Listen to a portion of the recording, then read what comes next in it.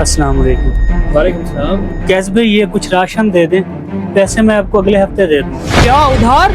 ओ भाई, पिछला उधार तुमने क्लियर नहीं किया और नए उधार लेने के लिए आ गए हो। ले जाओ अपनी पर्ची, कोई उधार नहीं है हमारे पास। भाई थोड़ी मेहरबानी करें, 2 दिन से मेरे बच्चे भूखे बैठे हैं, मुझे 1 हफ्ते के लिए राशन दे दें। 1 हफ्ते की तो बात है, जैसे मुझे पैसे मिलेंगे सबसे पहले मैं आपको पैसे दूंगा। कुछ शर्म करो, पिछली बार भी आपने 1 हफ्ते का कहा था और आज 15 दिन गुजर चुके हैं, अभी तक पिछले पैसे नहीं आए।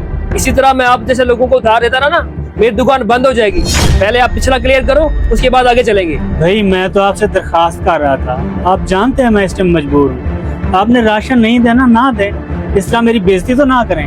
तो भाई ना कराओ अपनी बेइज्जती, दे दो मेरे पैसे। ज्यादा भाषण ना दो, जाओ यहाँ से। मैंने कोई धर्मशाला नहीं खोल रखा। ठीक है भाई, जैसे आपकी मर्जी। जाज भाई यहाँ अपनी बेइज्जती क्यों करवा रहे हैं? वहाँ आपके कजन मलिक जुनैद साहब राशन बांट